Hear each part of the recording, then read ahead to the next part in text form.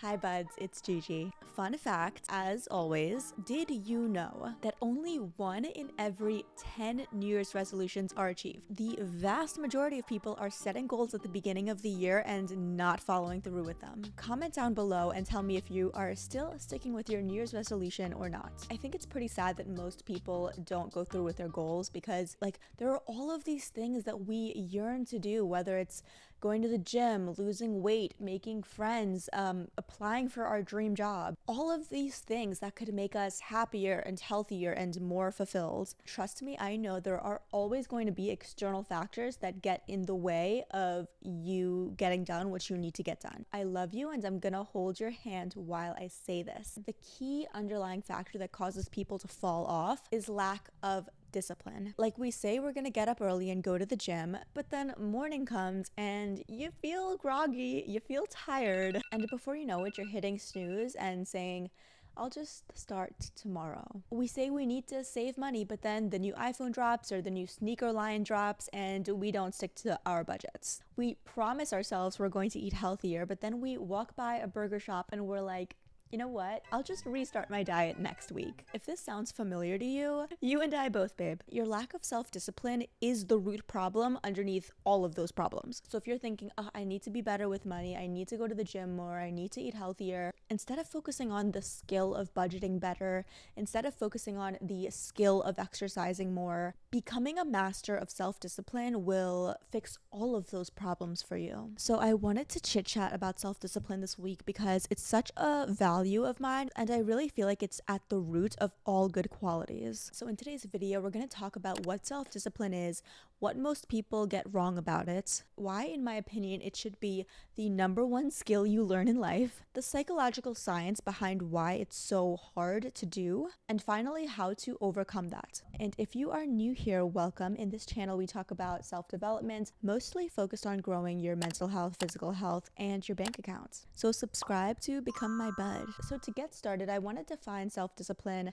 There are so many ways to go about this, but simply put, self-discipline is keeping the promises you make to yourself, whether you like to or not. And I feel like I can't define self-discipline without also talking about self-trust and self-confidence. And here's why. Have you ever had a flaky friend? And they're not bad people, I love them. They're just not the best with scheduling their time, managing their time, committing to things, etc. And oftentimes when we plan to meet up, they'll text me an hour before or 30 minutes before, profusely apologizing, saying, crap, I mixed up my dates, or I overbooked something, or, I'm still at work, or whatever it is. And I know everyone has to reschedule things sometimes, but with a couple of my friends, it's like half the times I schedule with them, they call me before and they have to reschedule.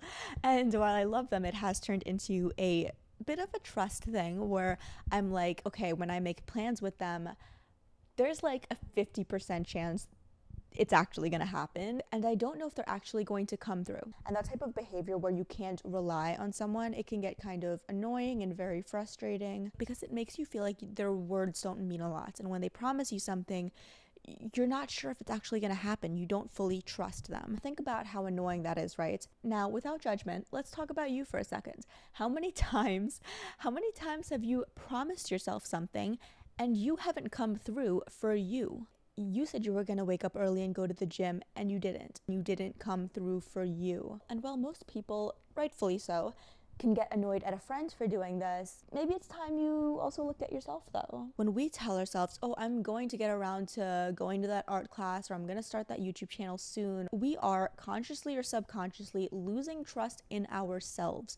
We don't trust our own words. That's why I feel like self-discipline is really hand in hand with self-confidence and self-love, because when you tell yourself, I'm going to do something hard, and then you do it over and over and over and over again, you're building that reputation with yourself. You're building that trust with yourself, and that is so powerful. If I tell myself I'm going to finish my water bottle by the end of the day, and I don't do it, that may seem so small and insignificant, but I really do feel like it does reflect and project onto bigger things. Like if I can't do something super small that I tell myself I'm going to do, like drink water, how am I supposed to show up on YouTube every week for you guys? How am I supposed to be disciplined enough to save thousands of dollars for a house or wake up at 6 a.m. to go to the gym. I feel like it really does, at least for me, trickle into every aspect of my life. And I will even go as far as to say that self-discipline is the root of all good qualities. Because if you can master the art of doing something, whether it's rain, shine, whether you feel like it or not, no matter what external factors get in the way, you're doing the thing. If you can master that, I truly believe you can do anything. Why? Because that skill translates to everything. Monks in Thailand or India who have to spend days or even weeks in a state of meditation with intense focus, that's discipline. Soldiers in the army or in base camp who have to do literally hundreds of push-ups, swim for miles. It doesn't matter if they are projectile vomiting, they have to complete the drill. That is discipline. Look at all of the greatest athletes, entrepreneurs, singers, artists in the world. What do they have in common? Discipline. Kobe Bryant has talked about staying on the basketball court hours, 4 or 5 hours after a practice ends, perfecting his shot over and over and over again, even when he is exhausted. All of the greats have the mentality of, I am gonna get up and do this thing whether I feel like it or not. And I feel like discipline gets a bad rep because when people think of discipline, they think of like disciplining your child or like being super harsh. And the beautiful thing about discipline is that it translates to even internal qualities. The art of being a good parent, being gentle with your child, the art of being a good partner or friend and communicating calmly, even when you're at your wit's end with them, that is self-discipline. I'm reading this book right now called Think Like a Monk. That's by Jay Shetty. I highly recommend it. And it talks about how in monk training, they have to do some wild activities. Activities like walking on burning coal. It's never about the actual skill of walking on burning coal. They do it because it's the skill of training your mind to detach from your emotions and doing something regardless of whether you feel like it or not. Because guess what? Nobody feels like walking on burning coal. No one feels like burning your feet for fun. It doesn't matter whether it's drinking water or talking nicely to your partner or walking on burning coal. If you want to do something, you're doing it. Mastering self-discipline will make you the best employee, the best entrepreneur, the best romantic partner, the best friend. Self-discipline is what single-handedly got me through college, because no matter how much you can love your major or your classes, nobody feels like studying for 6 hours sometimes in the library, especially when all of your friends are telling you to come party. Most people don't feel like pulling an all-nighter to study before an exam. And when people used to see me staying awake all night to study to make sure I got an A on a class, or even now when people hear that I wake up at 6 or 6:30 to go to the gym before work even starts, everyone thinks that it's like some kind of crazy motivation that I have, that I'm just like obsessed with studying or I'm just obsessed with going to the gym. And don't get me wrong, I like working out, but no, I'm not motivated to go to the gym at 6 a.m. I do it because I have to. I do it because I told myself I would. Moving on, I want to talk about why it's so hard to be self-disciplined, because if it was so easy, we would all be doing it, right? We are not psychologically or biologically wired to continuously challenge ourselves and put ourselves under duress, okay? Our bodies like homeostasis. Our bodies like to keep that chill psychological and chemical balance. So when you are pushing your heart rate on a treadmill, or you're squatting your 12th rep and your body just wants to give out, it just wants to rest, and you keep going, that is unnatural. Humans naturally default to taking the path of least resistance. It is quite literally more comfortable and literally easier to stay on the bed, to stay on the couch, than it is to put on gym clothes and go work out. And I talk a lot about this in my video on the book Atomic Habits, but when you are used to doing something, your brain is literally wired that way. Like literally there are neurons running in pathways that are used to going that way. Does that make sense? Okay, let me use an example again of going to the gym, just because, I don't know, that's an easy one. When you get home from work and you look at your gym clothes and you look at the couch and you go sit on the couch instead and start scrolling on social media, because don't we freaking all do that? You're literally strengthening that pathway in your brain, and you're making it so much harder to create the habit of going to the gym. So when we are forming New Year's resolutions, whether it's saving money, working out, responding to our friends in kinder ways, being a nicer person, it's so hard because we have to literally rewire our brain. Is it just me? Am I the only one who thinks that's kind of wild. But have no fear, because I'm going to share with you how to overcome those challenges. And also I'm going to share the hack that I've found. I guess I'm not trying to say I'm the first one who's discovered this, but I actually have not heard this before. So if you've made it in this video, congrats, this is your reward. We all know self-discipline as this mentality of screw your feelings, you do it anyway, right? But I do think there are actually 3 types of self-discipline, and conquering all 3 are necessary for success. So the first one is the screw your feelings, and I think everyone is capable of this, because guess what? You brush your teeth every day, or at least I hope you do. You brush your teeth every day, whether you feel like it or not. Do you wake up every day and feel inspired to shower? No, you just do it because you do it. That's the habit you have formed. I don't know about you, but I don't wake up and see if I'm in the mood for brushing my teeth. I just do it, and you need to have that mentality towards your goals. You don't think about it. You don't toy with the idea in your head. You just do it because you do it.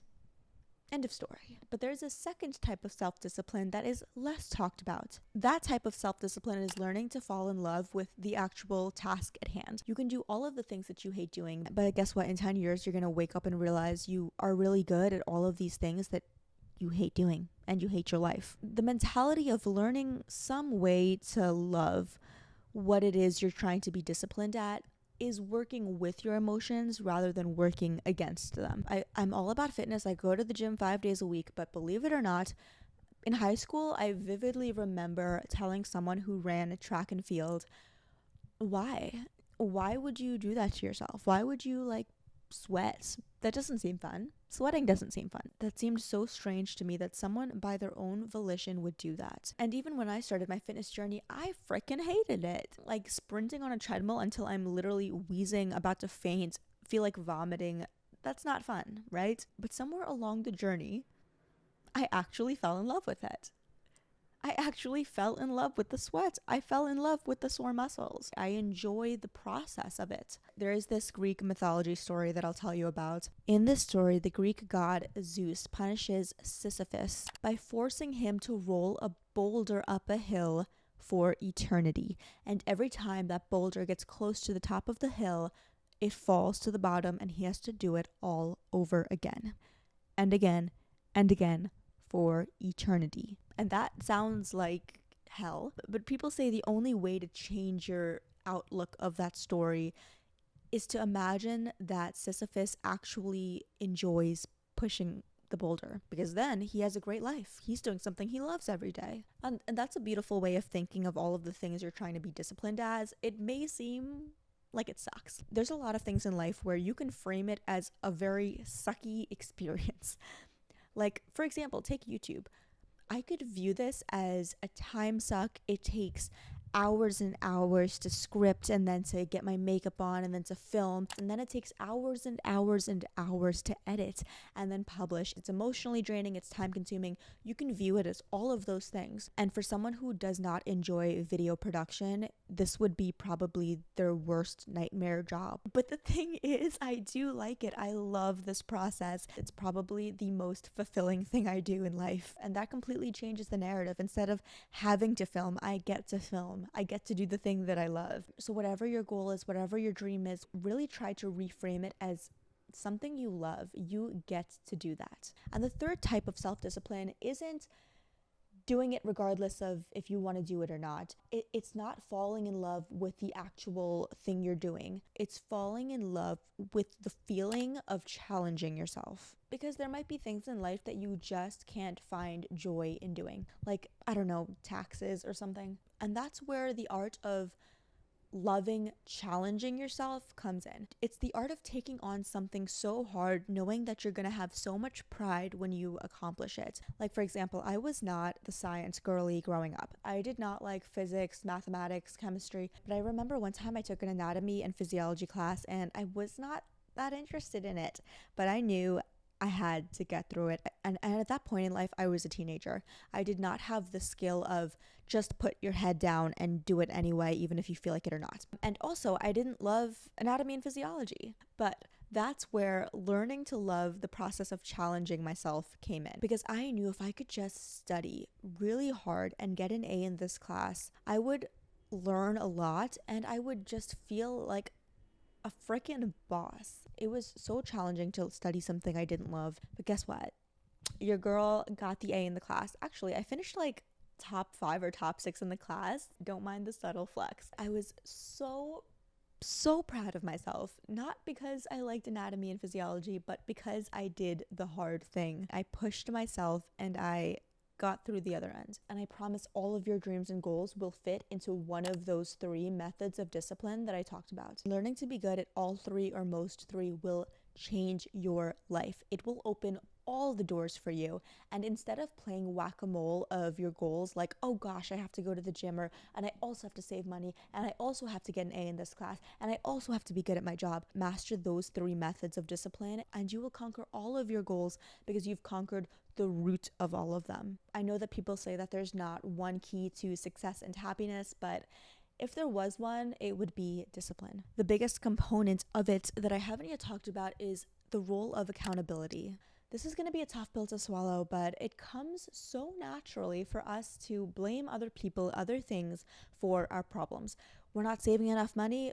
It's because of the economy. It's because the president. You don't have the job title you want. It's because, oh, my boss hates me or something. The key to self-discipline, and I think honestly the key to happiness, is accountability. It's looking at yourself for everything that goes well or wrong in your life. When you actually see your life as I have the power to change the things that are not going well, you put yourself in the driver's seat. You're not a victim to whatever personality your boss happens to have. Barring extreme life events like getting cancer or getting hit by a car, your life is a reflection for the standards you set for yourself. Most people don't rise to their goals, they fall to their standards. And like always, I like to give you guys some homework, an actionable step. And because these videos, I put all this effort into them, but it's not going to actually help you unless you decide to do something about it. So comment down below what your step is going to be, even if it's as small as I'm going to wake up just 15 minutes earlier to journal before the day starts. Also, if you enjoyed this video, you would love my video on Atomic Habits. It's all about creating good habits and becoming the person you want to be.